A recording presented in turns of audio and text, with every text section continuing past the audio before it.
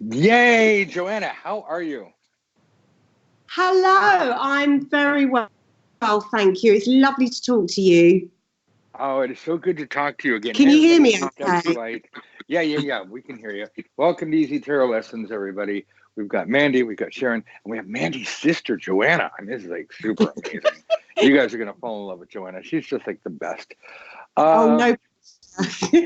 So Joanna got a reading from me a while back, and then we worked a little bit on manifestation. And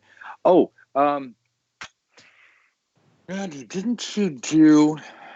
Forgive me if this is off topic or if I'm wrong, but I thought that Joanna called you on the phone because something was lost, and you did some dowsing.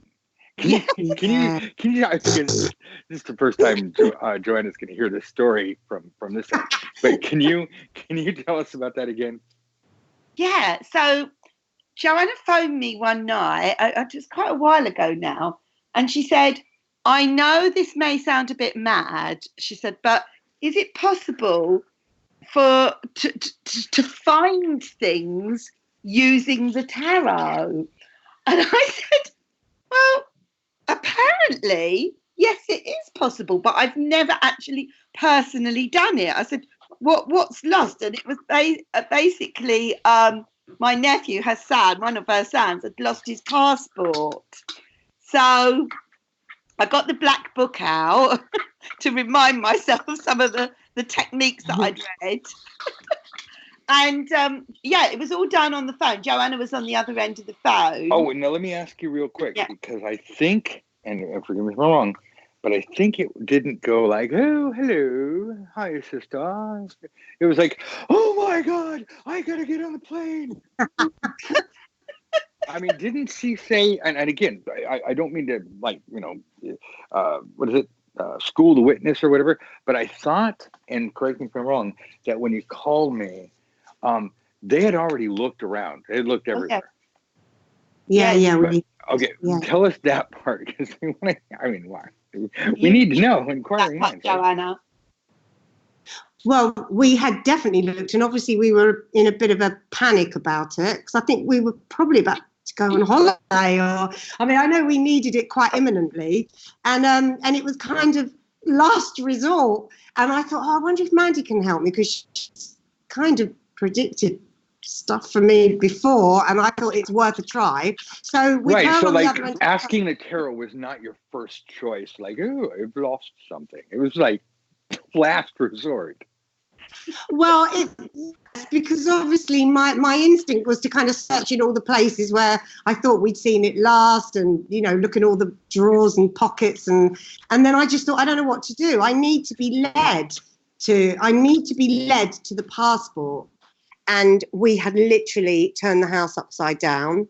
The passport wasn't where it was supposed to be, but with teenagers, you never know when they're taking passports and they think they put it somewhere and they haven't, and for their ID. So I looked everywhere, couldn't find it, and my instinct was, inspired by The Princess Bride, when Mandy Patinkin was led to something he had been searching for with his sword.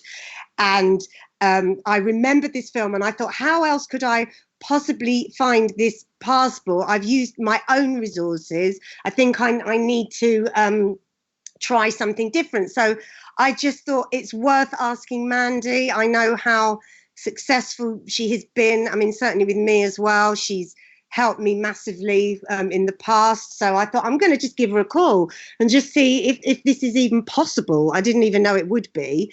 So she basically led me to the lost passport. I mean, it took about 20 minutes, and she by the cards was saying that, I think this is the passport is, where you last saw it, where you expected it to be. She led me to the right part of the house. She said to try looking here, and just kind of like gave me ideas and suggestions. But I mean, we're very lucky in that our house is quite spacious, so that there's quite a a lot of places to look, but she totally narrowed it down for me.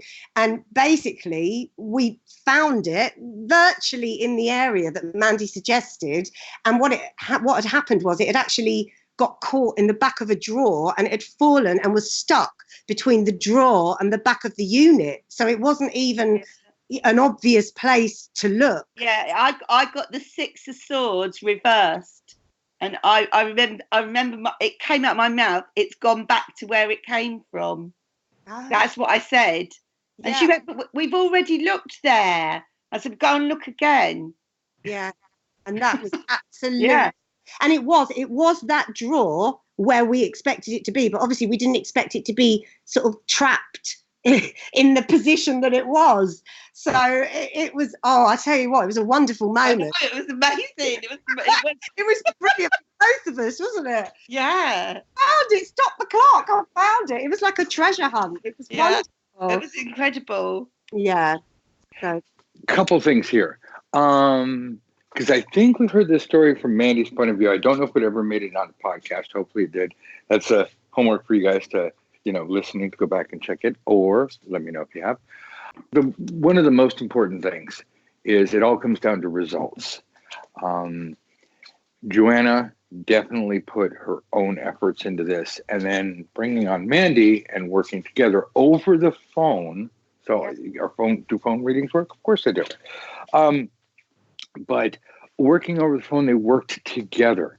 Ultimately, what I'm saying is it all comes down to results. We are all about results. That's why we have a school. That's why we work you so hard. This is why we have support groups and practice groups and moderators and mentorship and even teaching from me when I'm available, which is rare, but still. The thing is, can we help people get results?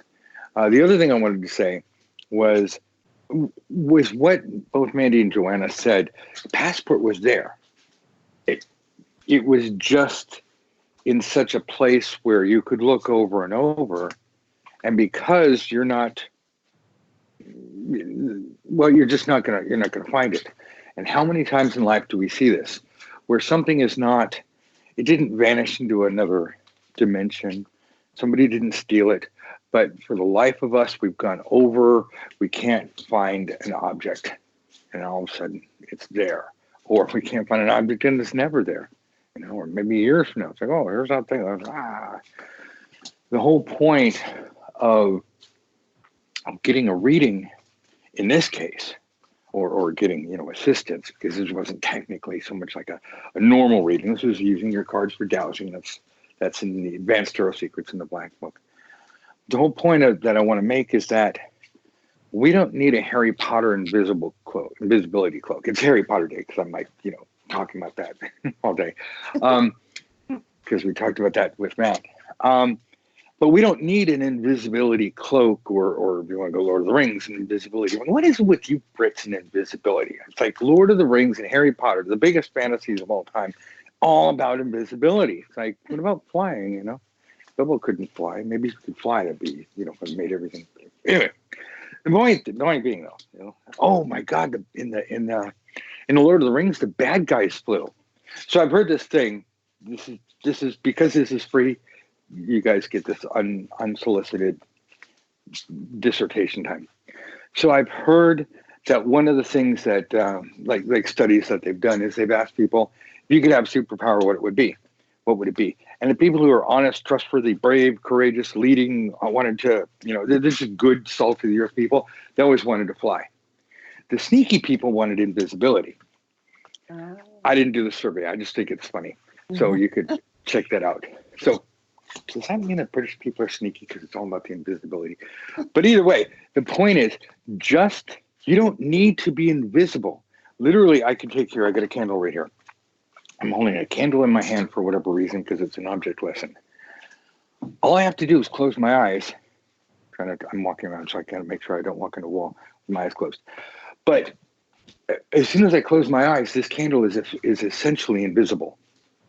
In the same way, as obvious or logical as it seems in hindsight, where it would be very possible for a skeptic to say, well, man, he didn't do anything because it was just like in the drawer. But The point was, the passport was for all intents and purposes invisible, because it was in a place where you could not see it and would not think to look, and therefore it's right there. I mean, like, put your fingers on it, but even if you felt around in the back with your eyes closed, you couldn't see the back of the, you couldn't see what you're feeling. You might go, oh, no, that's not a passport.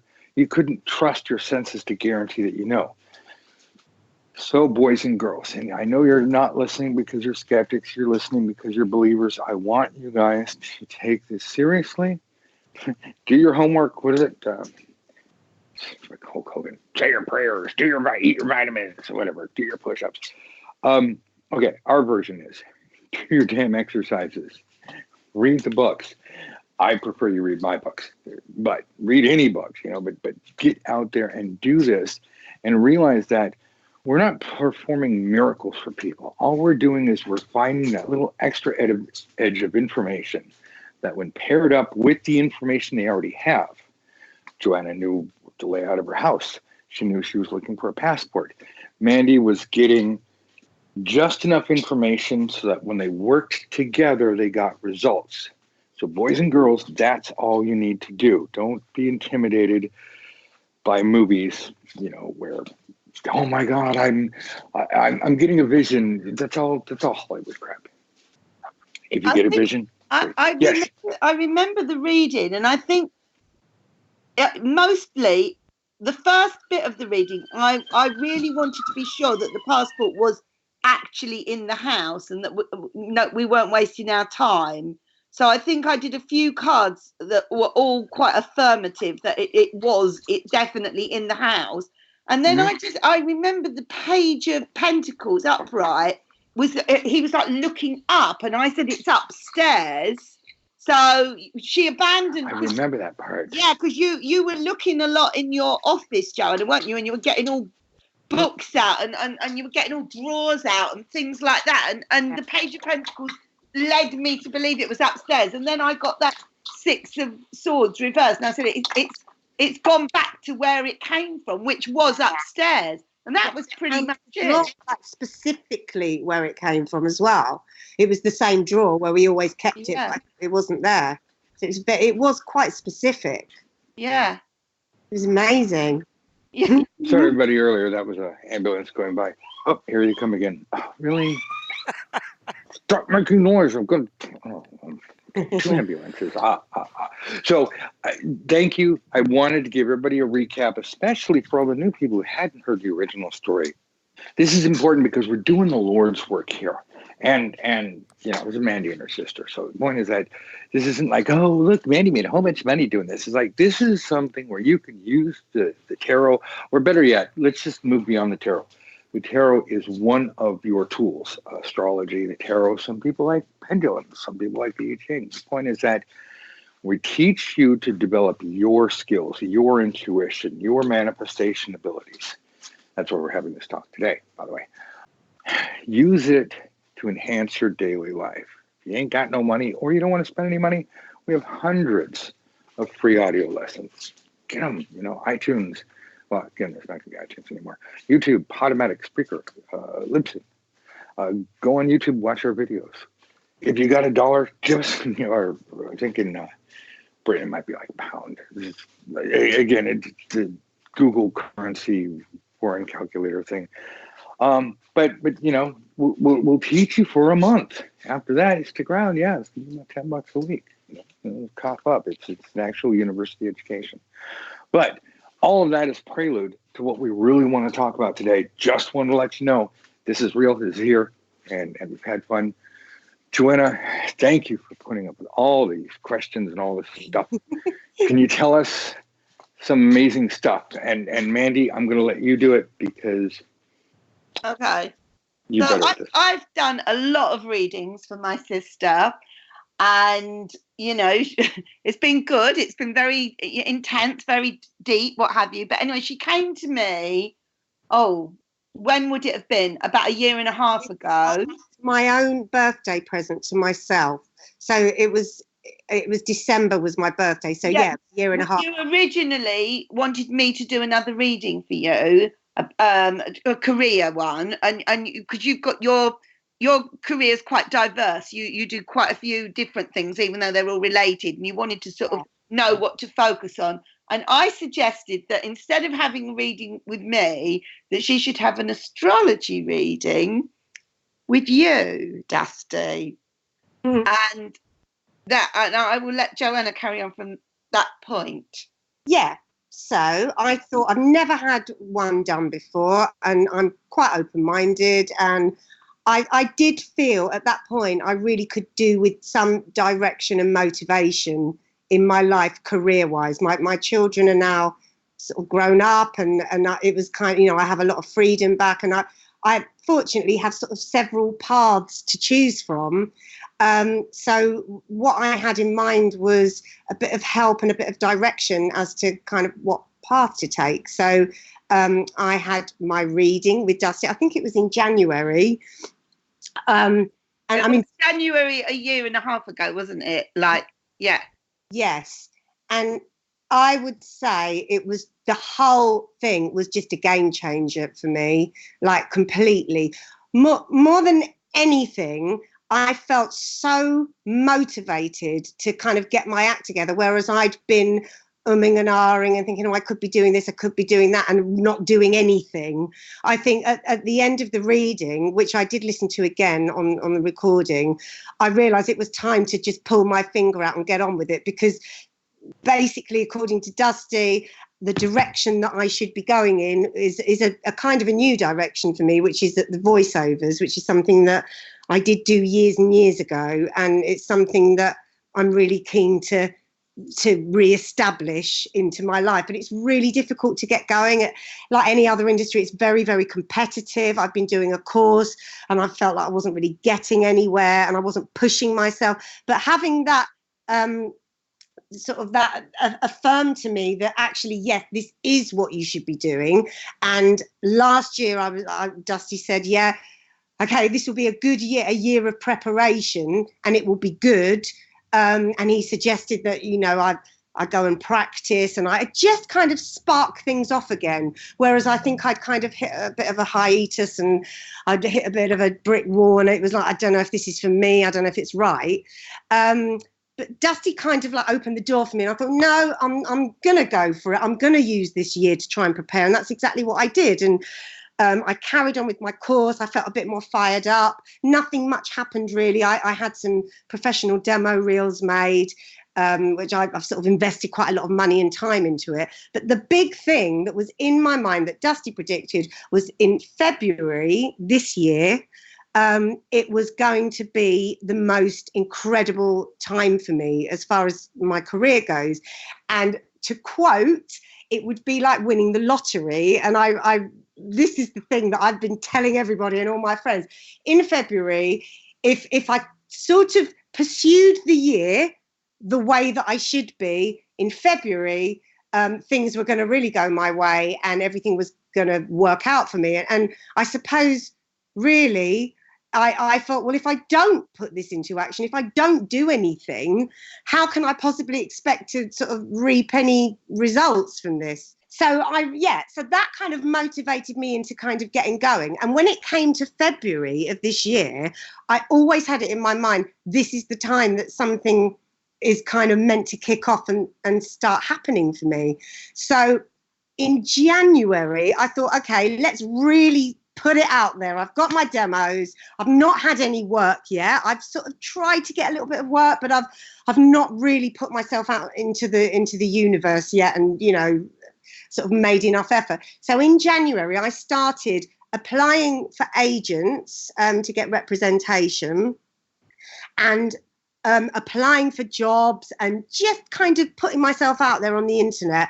And then by chance, one of the women who produced one of my demo reels said to me, do you know there's a big award ceremony that happens, that's happening at the moment, and anyone could submit themselves for these industry awards. And the only category that I could submit myself for was the demo reels category, because that was the only professional work I had to show, because I'd had it professionally produced. And she said, anyone can, they're impartial awards, anyone from anywhere can send off and submit themselves for these awards. Now, this was basically in February when I decided to submit my reel for these awards. And I thought, I've got nothing to lose. I'm really trying to put everything out there. Dusty's saying that this is the time it's all going to happen for me. And let's just see what happens. So I sent my reels off, and also I managed to secure representation with an agent in February, which I thought this was the thing that, you know, this was the winning the lottery moment for me. So I was really, really thrilled about getting an agent. Still hadn't had a job. Submitted these reels. And towards the end of February, I got an email to say, congratulations, you've been shortlisted for they're called the One Voice Awards. You've been shortlisted for an award for your animation demo, which is the cartoon voices that I do, which is probably the thing that interests me the most. And I've been shortlisted down to 7 people from 2,300 people. I nearly dropped down dead. I could not believe it when this email came through. And I have to say, and it's not just because I'm on this podcast, one of the first things that came into my head was that, oh my God, Dusty said that in February something amazing was going to happen. And just being nominated, it was just the biggest thrill of my life. I couldn't believe it. I thought, I've not even had a job. I was quite proud of my demos, and obviously, but I thought, I know there's many other people in the industry who will have demos that are just as good. And anyway, to cut a long story short, it's been quite a long story. I went to I dragged my husband along to the ceremony, which was a major event. It was a bit like the Tony Awards or the Oscars. Very frightening, very, very industry based, didn't know a soul. And I won. I won. I won the award. I have never been so shocked in my life. When, you know, the nominations came up and the lights dimmed and the guy, he had the big golden envelope and, you know, he said, these are the nominees.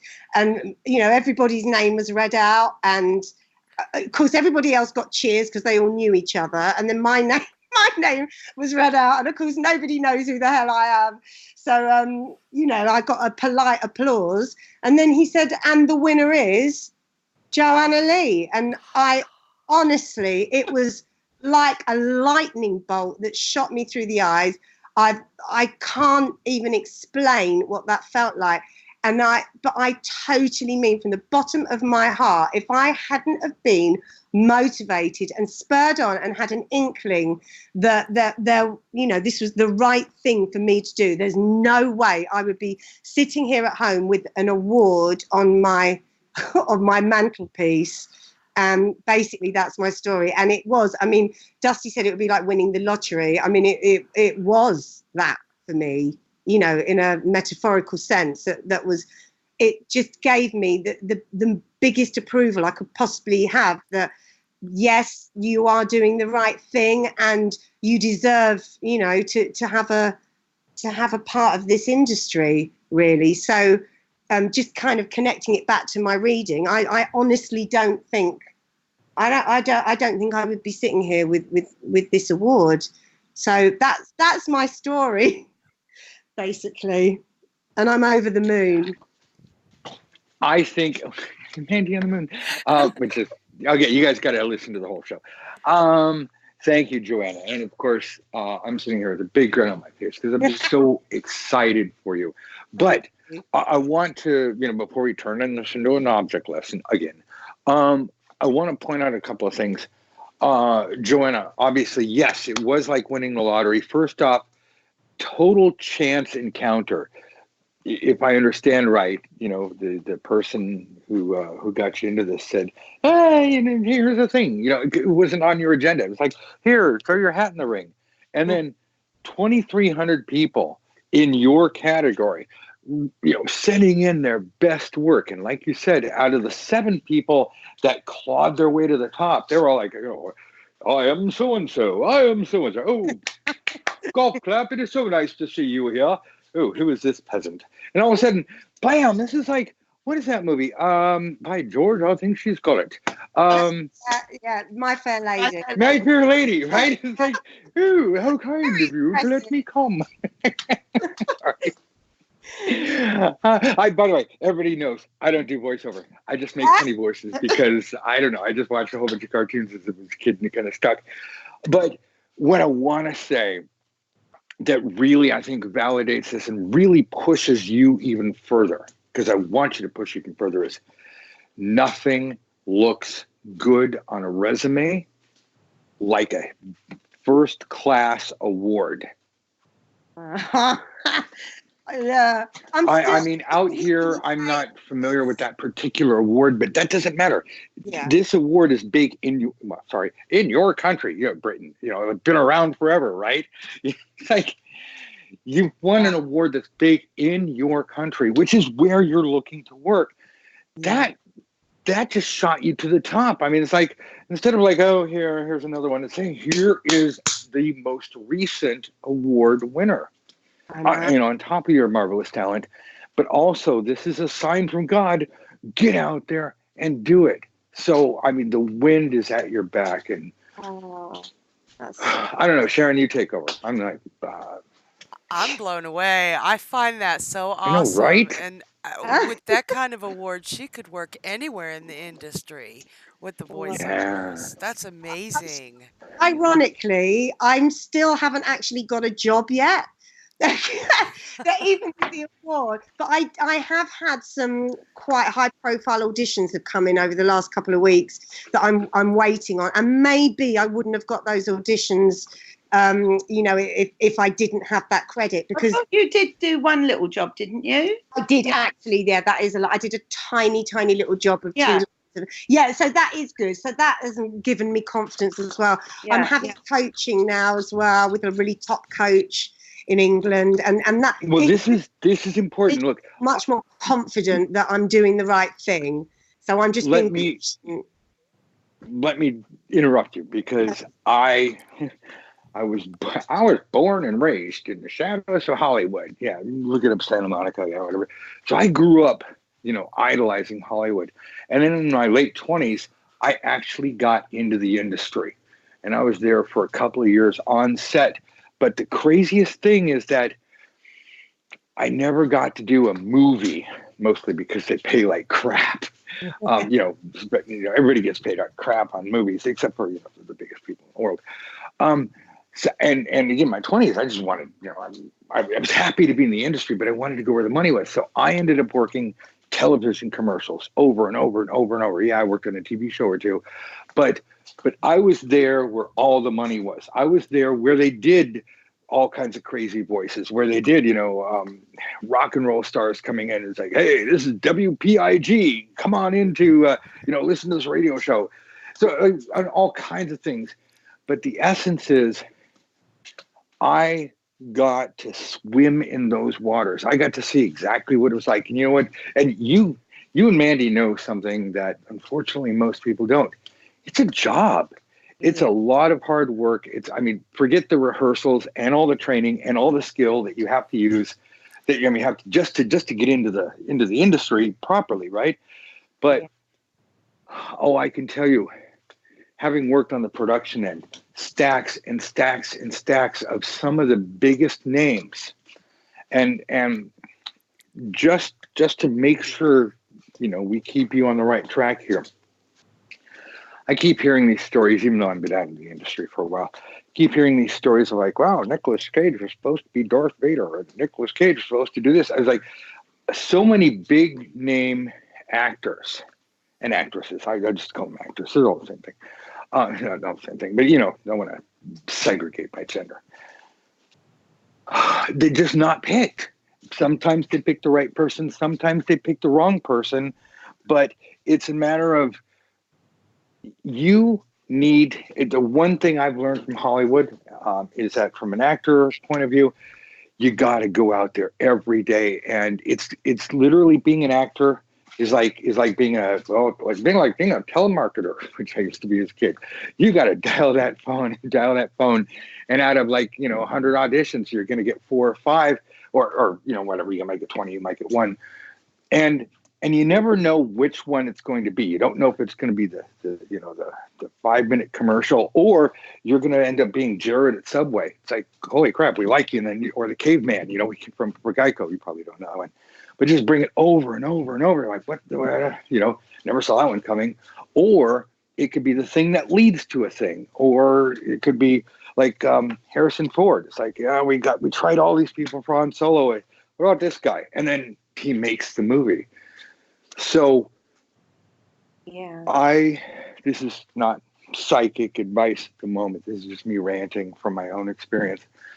But I pray to baby Jesus that you just stay with it, because my belief and conviction in you has only been bolstered by your success. And we've been proven right this far. But as you know, there's no way that you will get the big work if you don't keep hammering away at it. So that's my motivational speech of the day.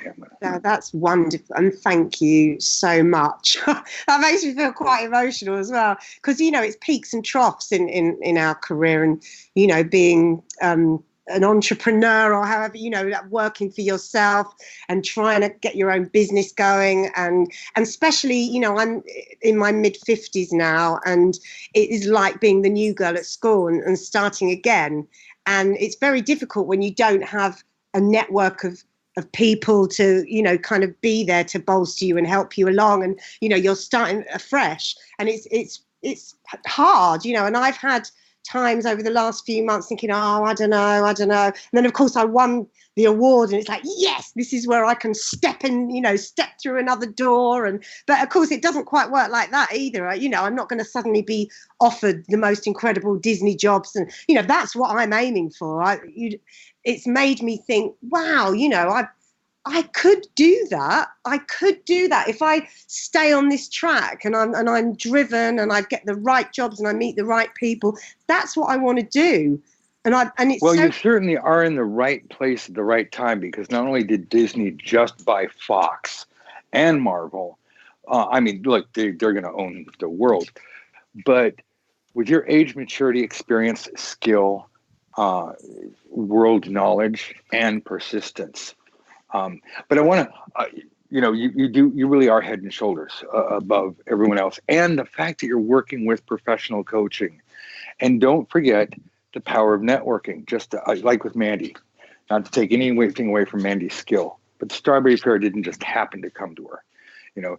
Started with the market, then the Spiritualist Church, and then other things, and then Cambridge. It's just like it all spirals, or I should say it all compounds.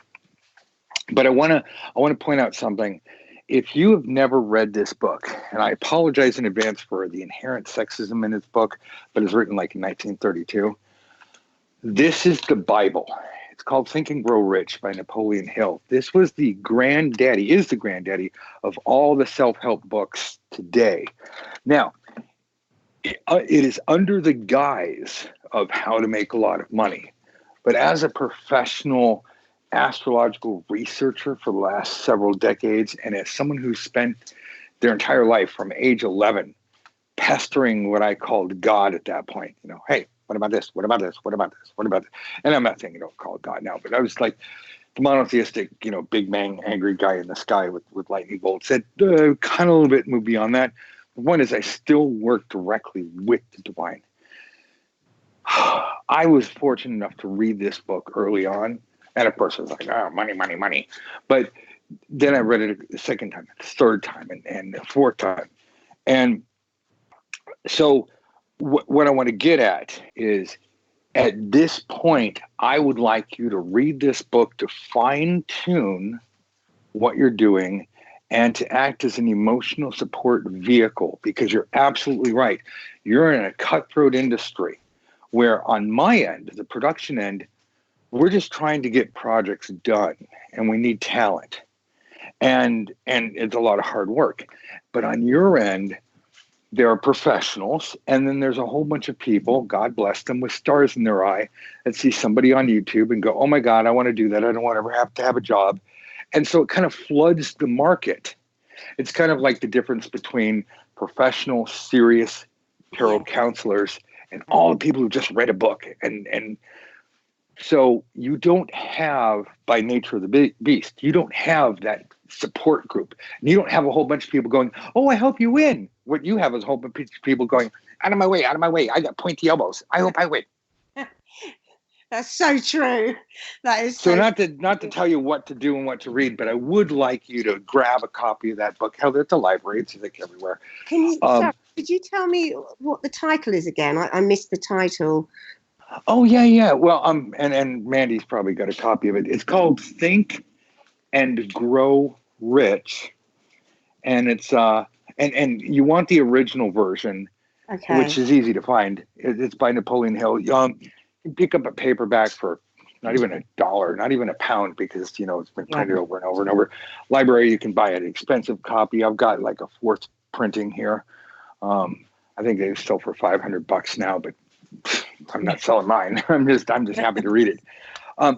By Napoleon, like that's easy to remember. I've heard of it, actually. I have, and I am a big reader, so I'm on the case, actually. This really, like, if you've ever heard of the law of attraction, this is like where they got all of that from.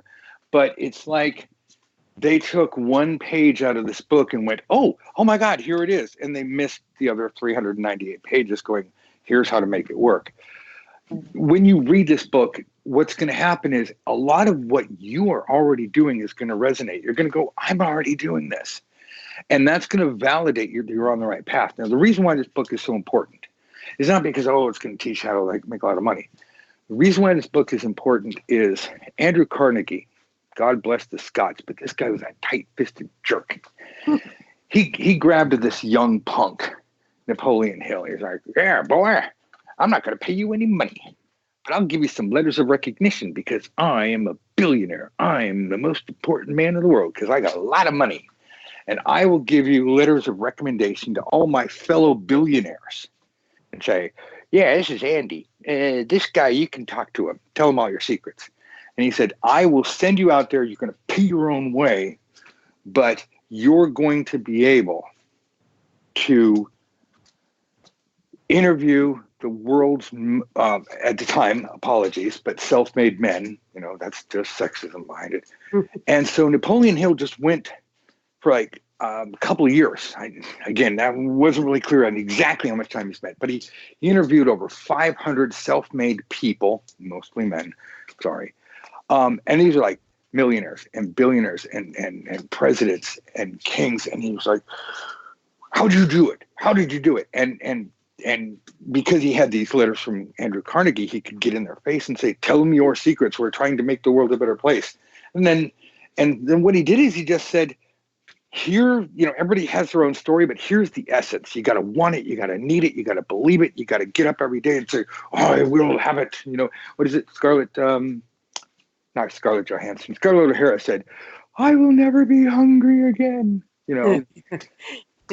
So not to give away the book, but I mean, not to give away the spoil it, so this is ruin the story, but it's an interesting book. The language is a little dated, but you want to read the original. They've tried to update it, and it's like, oh my God, what an abortion that is. It just, no. Yeah. This is important because this was written back in a time when you actually had to do the research before you could write a book. You couldn't just read a couple of books and write your own take on it. This guy actually went out there. I don't know how he did it, because he wasn't paid, but it worked out so well that he ended up having a really good life. And millions of copies of this book have been sold, and it's been plagiarized and copied, and people, this is like the birth of Tony Robbins. So not to turn this into a, hey, buy this book show, and I'm certainly not getting any affiliates, obviously, but I mean, that's not what I'm going to do. But at your stage, with what you're doing, my honest to God, here's what's being channeled through me from the divine right now. You need to keep doing what you're doing, but you need the extra help. You need what I was going to say before I got on this rant about Napoleon Hill was I was going to talk about manifestation. You need to apply the techniques of manifestation. Now, fortunately, I have a sister who studied with me. and we have a whole bunch of free podcasts. You know, like your family, so you're good. But okay, so I'm gonna stop yapping. But you get the idea is that, and I want everybody to hear this. You need to manifest at this point. You've done well so far, but Yeah. this. Let me give you a core. This is something that I teach in Aphrodite's Book of Secrets.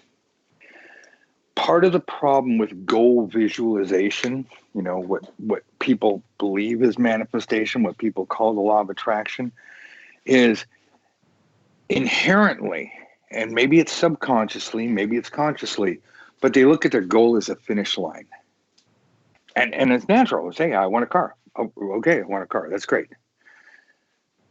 If you really want to know how the pros do it, Mandy, what's the name of a supermarket, a convenience store, like big chain that you have out there? Tesco's. I'm sorry, say that again? Tesco. Tesco. Okay. Yeah. So, Joanna, you're going to Tesco. Your goal is not to get to the door of Tesco. Yeah. Your goal is to get to the door of Tesco and pass through it because you've got some shopping to do. And why do you have shopping to do? Well, because you want to make food, you know. So your goal is not to get a job.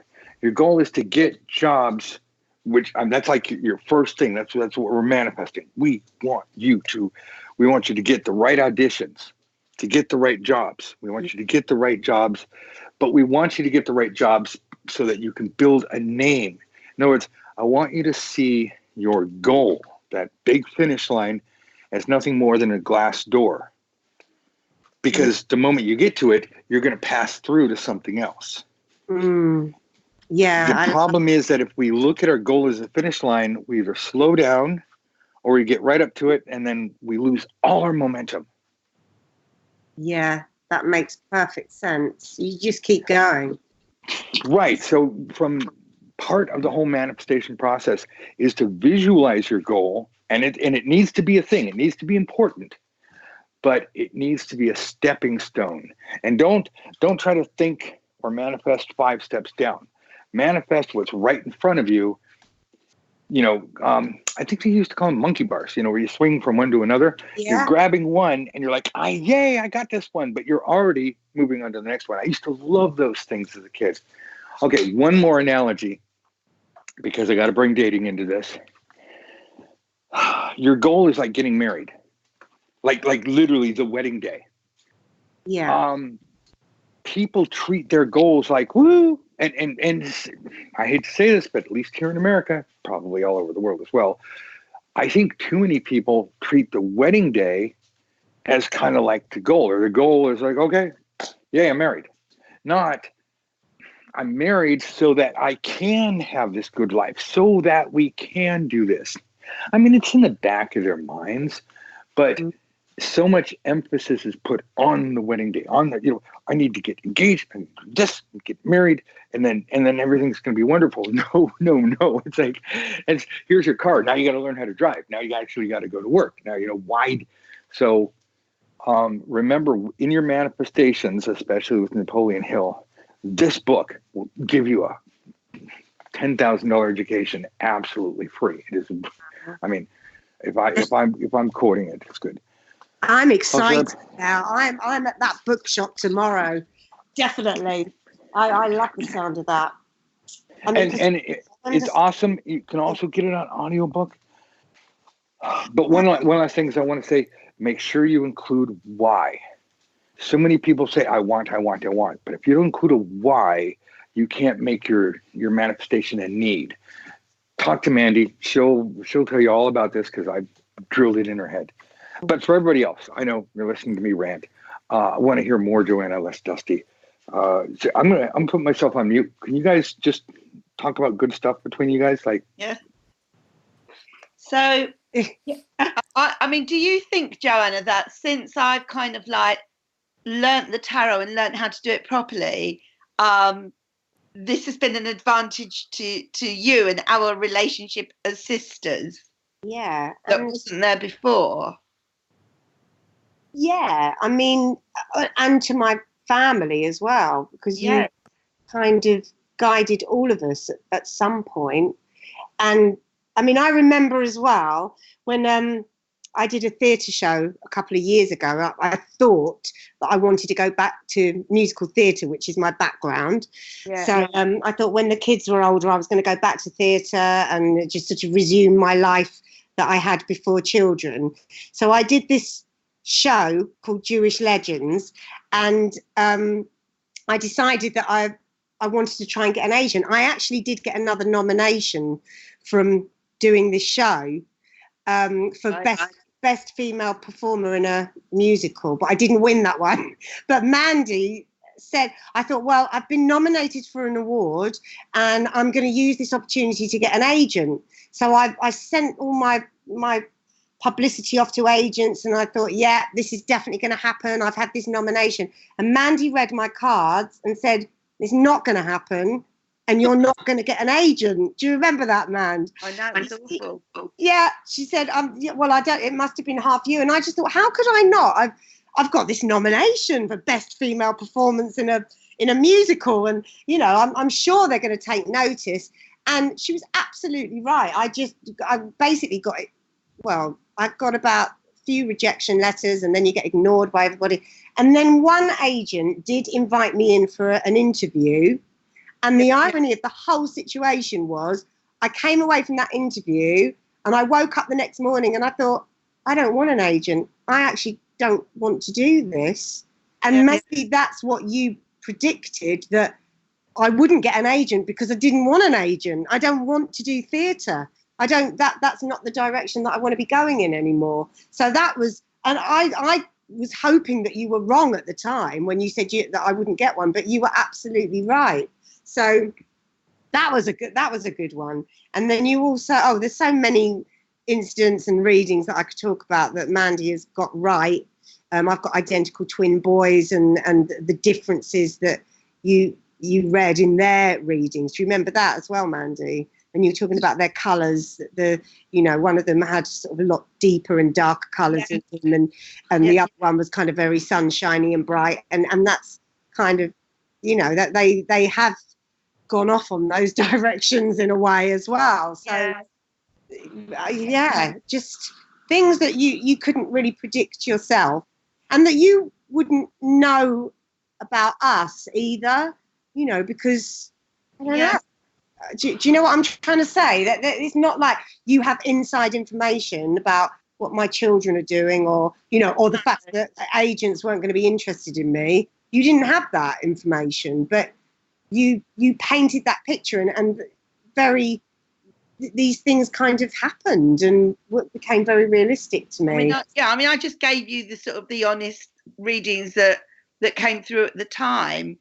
But I think the other thing is, I think you've always come to me for sort of advice, or, if you needed someone to talk to or to help, that even before I did all of this. Yeah. But I feel I'm more equipped to kind of help you now. But I feel it's more focused. What's that? I said to you, can you advise me, don't advise me as my sister, but advise me as a tarot reader.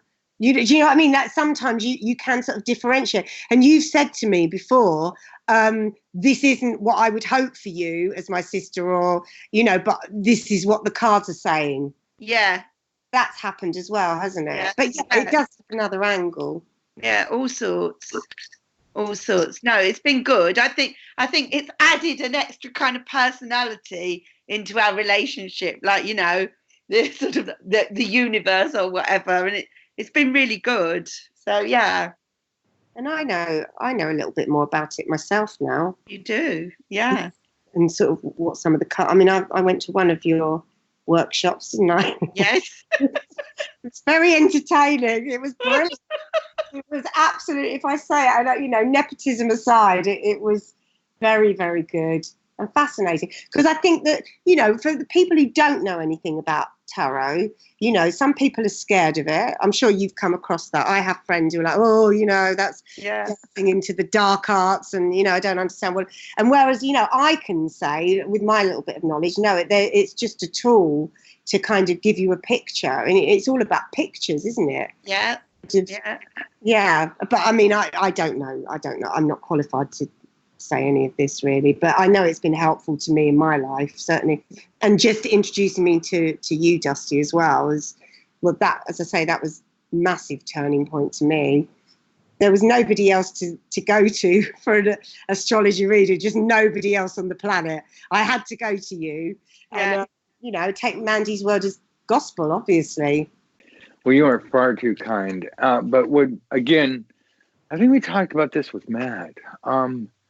Ultimately, it's all about results. And not to speak of Joanna in the third person as a disembodied voice over the phone, but doing so anyway, right? If our clients experience success, if our clients experience a greater or enhanced quality of life experience, that's all that matters. Are we here to entertain people? Well, the law says we are. Okay, fine. So we're for entertainment purposes only. Great. Can we, with the aid of the divine, because, it's not like you could ask me for a reading all day long, just like, hey, what do you think about this? What do you think about this? I guarantee you my opinion is going to be wrong, at least most of the time. But damn good reader, damn good astrologer. And I'm not going to say the same about Mandy because I don't know that her opinion is wrong. But I know that when we enlist the aid of the divine, can we assist our clients? Can we help them? We can't make them do anything. Can we help them find greater happiness, success? Can we give them an edge? Oh, absolutely. Boys and girls, you've got to understand, kings and queens, presidents, corporate leaders, all the big names, they've always used counselors. They've always used astrologers, tarot readers. In Asia, certain parts, they use I Ching. It's a matter of what is the best tool. What tool works? A lot of people use bibliomancy. But the point is that except for hardcore absolute atheists, pretty much everybody can gain from divine assistance. And prayer works. Some people like to do something called spell casting, which is just kind of a proactive form of prayer. But without the prayer, it's not going to do any good. And we have to connect with the divine. There's no other way. I don't care what people are calling it or thinking it is really, it's spirit guides, angels, God, or whatever, you call that divine. Some people like to split God into male and female. I think God minds. The thing is like, hey, I'm here. Somebody, come talk to me. I'm here to help, and so that's what we're doing with our tarot cards. And a lot of times with astrology, we're really, if you develop your intuition, preferably through the tarot, because it's the best tool we have at the moment, then when you do astrology, Mandy, you're doing astrology now. Do you find that your work with the tarot has sharpened your intuition to help you at all with astrology? Oh my God. I can't believe the kind of marriage, if you like, between the tarot and astrology. I feel the tarot is helping my astrology and the astrology is helping my tarot. And oh, good. It's not just me. I'm also feeling that I'm having to be very, very clear with my intuition of when it is appropriate to use the astrology and when not to. Because you could apply it throughout the entire tarot reading, but sometimes I feel, no, I'm not meant to go astrologically on this bit. This is meant to be just something else, so the whole thing, it just all sings and dances together. It's fantastic. It's like an orchestra. Let me share with you guys what works for me. And again, you can change the analogy, but please use something like this, or at least try it out. I am the hand that moves the pen. That's it. The brain, the arm, the hand, the pen, the paper. I'm just that component. I like to make jokes, and you'll see it if you've ever seen like my avatar and certain things. I took an old public domain image of a monkey sitting in a typewriter, and I mixed it up where I'm nothing more than a typing monkey. The whole point is that There's somebody who once wrote something, I think it was pretty asinine because it seemed to attack authors, but it was like, if 1,000 monkeys sat at 1,000 typewriters for 1,000 years, they would eventually produce the works of Shakespeare. Well, I don't care if I'm just a typing monkey, because if I'm the monkey that bangs out Shakespeare, my name is on the check. I'm the one who gets the award. And I'd like you guys to think of this as you're doing your intuitive work. You are a vessel. You are a part of a cosmic chain. Our intuition is a gateway, I like to call it a valve, to talk to much brighter minds than ourselves. But the words are coming out of your mouth, or if you do automatic writing through your pen, or keyboard. You know how Grandpa still uses a pen and paper. What the hell? Yeah. Does that resonate, Mandy? Yeah, definitely. And I just find that's when it's at its most authentic and most exciting, when something just comes out of your mouth and you just think, well, I wasn't expecting. Right. And the hardest part is keeping your mouth. Just remember the yappy dog and the fool analogy. Hardest part is like keeping your conscious mind from going, ooh, ooh, ooh, I want to help. It's like, shut up. Yeah. We're trying to just allow this channeling to happen. Yeah. And if you said to me, oh, do you channel? I'd go, no, that's dumb. You know, it's like, because it's been so Hollywoodized. But then when I stop and think of what I'm doing, I'm going, the words came out of my mouth, but that's, I'm not smart enough. I didn't know that. So I guess, for lack of a better word, channeling. Yeah. I want to take a moment here. Sharon. Yes. You've been kind enough to sit through and listen to all of this. Do you have any thoughts, questions, advice, ideas, anything with Joanna? Because we all know she's fucking amazing. But I'd like to hear your opinions on this, Mandy, Joanna. You've been able to just listen in. What do you think? What do you feel? What is your advice to the kids? The floor is yours. Joanna, I would definitely take his advice about reading that book. And if you can make the time, and if Mandy can make the time, sit with her to develop a manifestation. Because this is just waiting to happen for you. It's just waiting. And you put that into motion, and your life is just going to be everything you dreamed of. You have the faith, you have the trust, you have the motivation to do the manifestation. This could really be not a start, because you've already started it.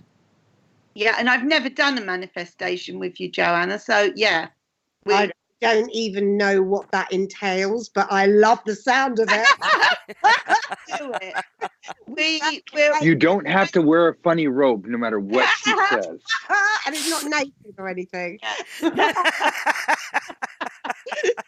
No, that sounds wonderful. We'll get our diaries out on Sunday and arrange a date. Yeah. Come over and do it. Yeah, soon.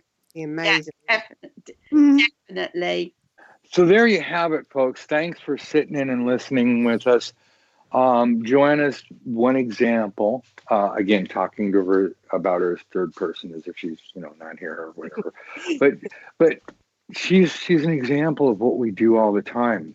She just happens to be Mandy's sister, and we're very fortunate to have her, here with us today to give her point of view. Again, we've talked for Mandy about this happened, that happened, and everything. And God bless Joanna, but she's not unique. We all have to work. I want to be very, very clear on this. The United States federal government puts certain laws that says I can't guarantee that it's the whole testimonial thing, right? And I abide by that. But I want to go a step further and say everyone's life story is unique. That's why we're here, and that's why we help you individually.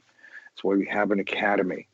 We have tarot. We're bringing on astrology. We have study groups. We have mentorship, where you can get a student mentor.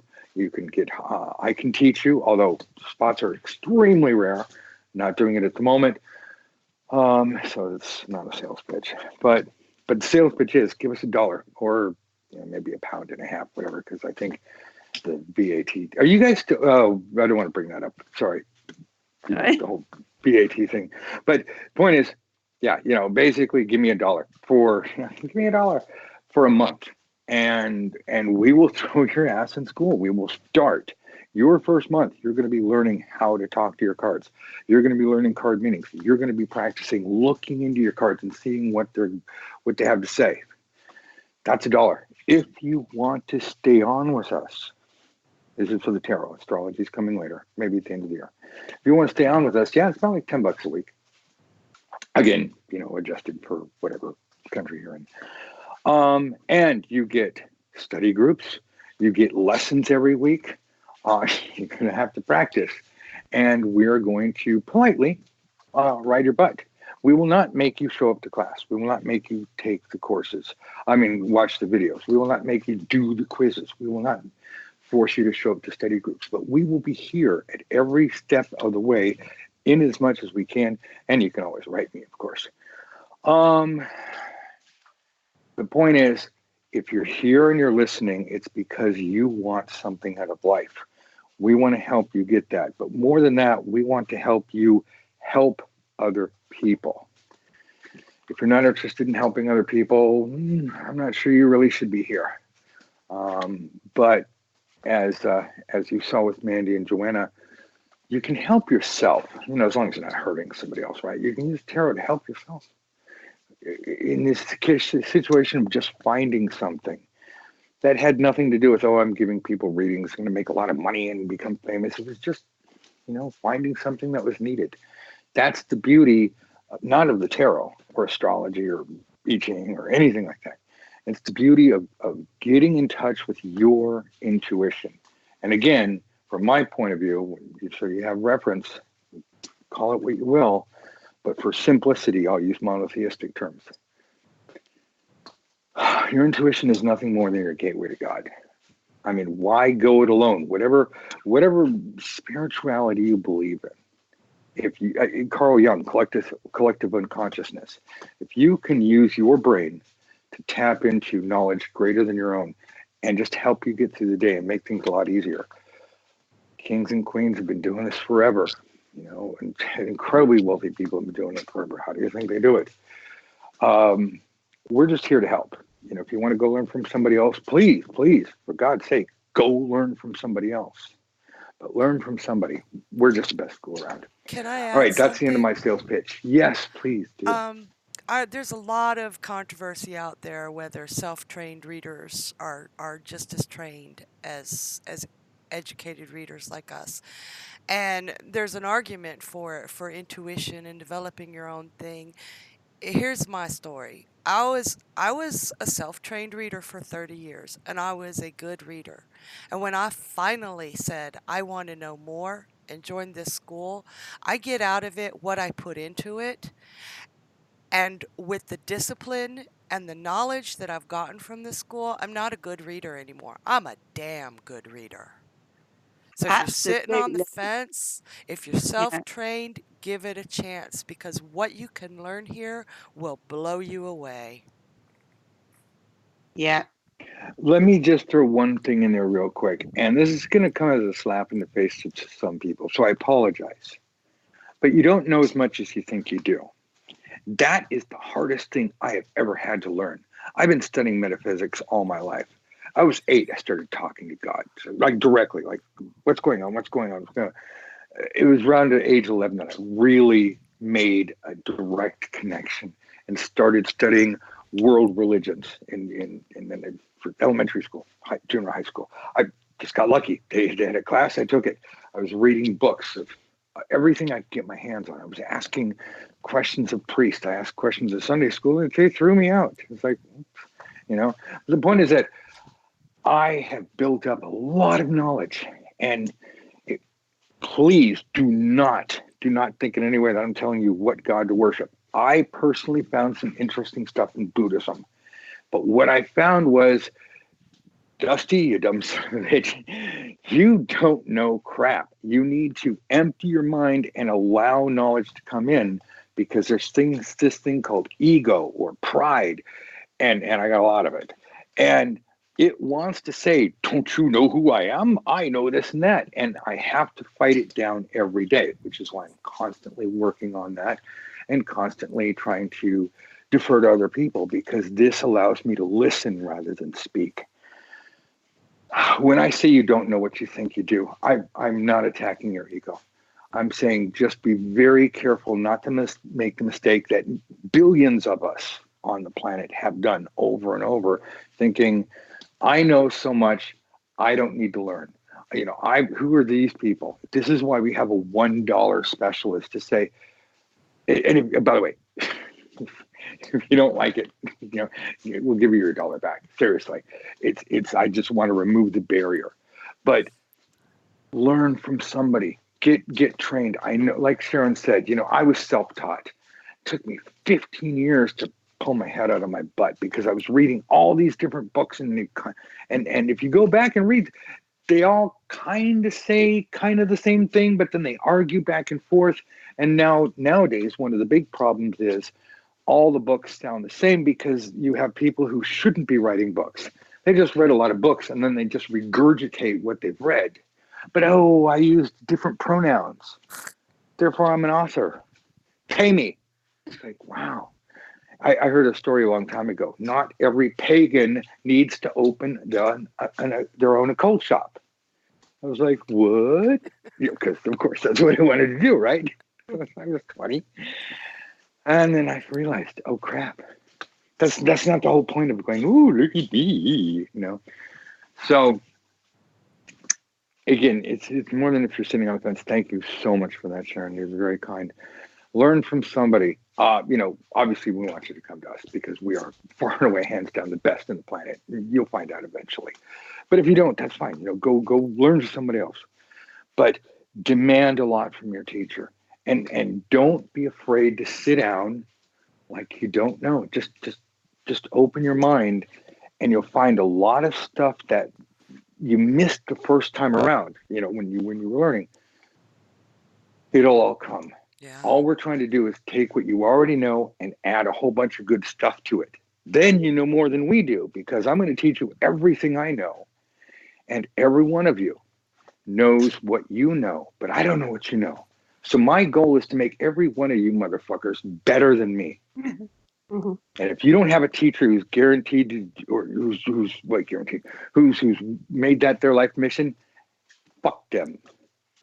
And I learned I know. I'm a something vulgar son every of a bitch. day in this school from you, from students, Mandy. I learned something every day here. Every day. And Sharon's been around a while too. I mean, Sharon's got her own students. That's how good she is. All right, kids. I know. I'm Uncle Grandpa Dusty's ranching again. Time to switch the channel. Look, thank you for being here, Joanna. Look, my God, thank you for all the time. I know you got a life, and it's It's been 8:30 at night. And, it's getting pretty late over there in the UK. And I appreciate you taking time away from your family to talk to us. It's not a problem. It's such a pleasure, and I just find you're such an inspiration. And thank you, Sharon, as well. It's so lovely to speak to you. It's You just nice do to meet you. a lot of great things for people, and I think your intentions are so good. And all I know is, from my personal point of view, that it's kind of changed the way certainly with my career, the way I've looked at things, and just knowing that you're on the right path. And I wouldn't have known that without you. So, fantastic. Yay. It's been an absolute pleasure today. Well, just keep doing the Lord's work. You're doing awesome, awesome stuff. And man, you had a cheering squad. I mean, man, you have no idea how many of my students are like, "Yay, Joanna!"